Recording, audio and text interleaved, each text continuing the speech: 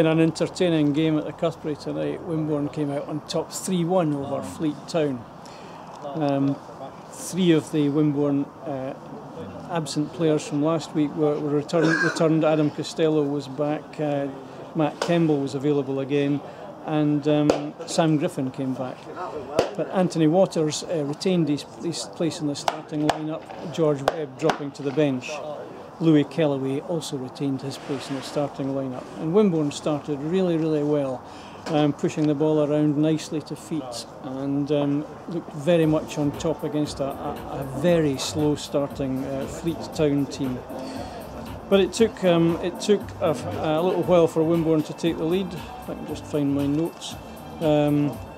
Mark Gamble hit the post on 19 minutes with a snapshot from the left. Tremendous effort, and then from a better position just hit the ball wide a little bit later on.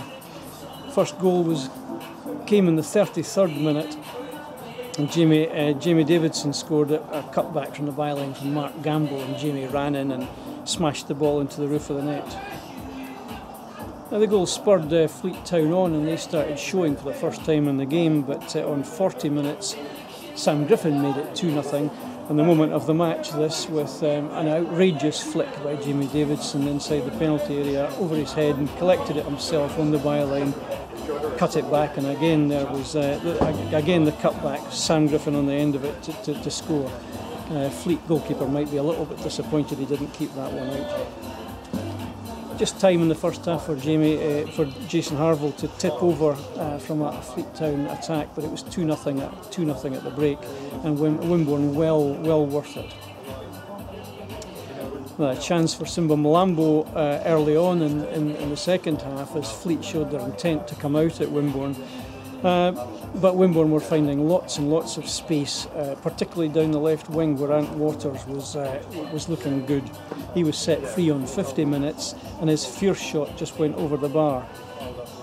But on 65 minutes, a real shaker for Wimborne as Ben White fastened onto a ball played over the top, and his shot beat Jason Harville to make it 2-1. Goals change matches, they say, and this one did for 15 minutes or so. Fleet looking very dangerous. Steve Cuss introduced Matt Kemble for Sam Griffin, who I think was still feeling the effects of the flu bug. But it was mainly Fleet Town at this point, pressing for an equaliser. In 75 minutes, a lovely passage of play ended with Matt Kemble hitting the ball over. Matt Kemble looking very lively at this point.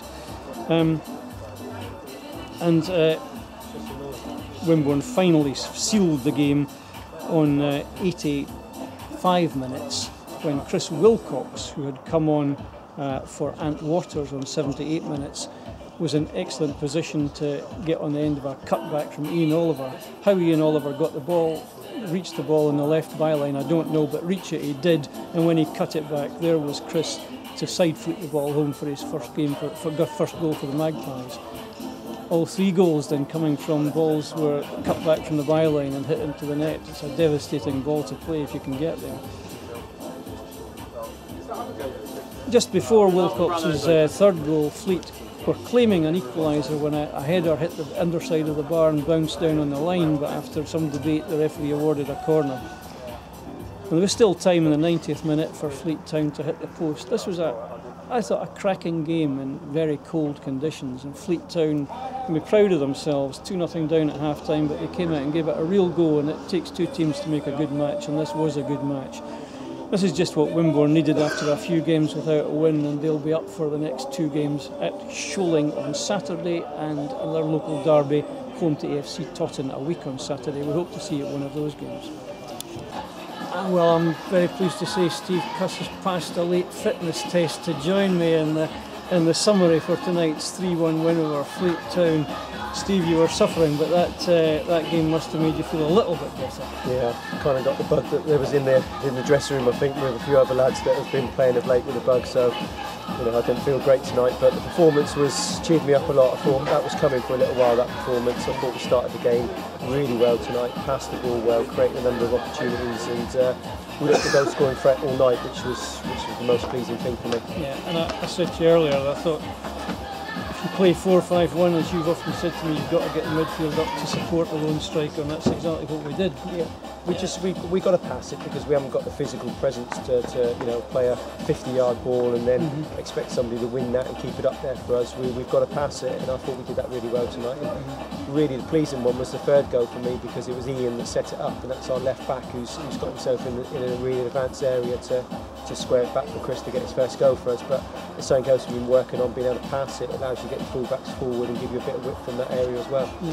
Where did that burst of pace from Ian Oliver come from? I mean, he did ever so well to reach that goal. Yeah, I thought we did well in the wide areas all night tonight. I thought there was a lot of crosses coming into the box, and it was great to score from that move at the end. Yeah, but James Stokely was absolutely outstanding. Yeah, a lot of credit to James over the last few weeks. I think he was the first to have the bug that's been around, but he hasn't missed a game. He's been suffering of late, but his performance tonight was outstanding. I thought his break-up play was top class, and then his use of the ball was excellent, and he created a number of attacking moves for us. And Mark Gamble didn't get on the score sheet, but I thought he was an absolute handful all night. He never stopped running. He was a real threat. Yeah, I think when you do pass the ball as well as we passed it tonight, we're able to play from higher up the field, so it gives you a chance to play Mark in, and then he's threatening in goal-scoring areas rather than when you play it a bit deeper. He's still got 40 yards and a lot to do with it. So it's much better from us tonight that we're able to get Mark in those goal-scoring areas, and he's just feeling a little bit, but the goals have come back for him. He's very unlucky in the first half with a shot that hit the post. He took Sam Griffin off late on. Was that tactical, or was he suffering a little bit? Yeah, he's got the same flu as me. I thought that. Yeah, he's got a bit of bug as well, but he gave it a go out there, and I thought it was impressive for 65 minutes or so that we played, and it's nice to have some attacking options off the bench as well today, which as I've said many times before, it helps in the last 15-20 minutes. Steve, congratulate the lads on our behalf, and go and get yourself a large limb sip. Thank you. Cheers.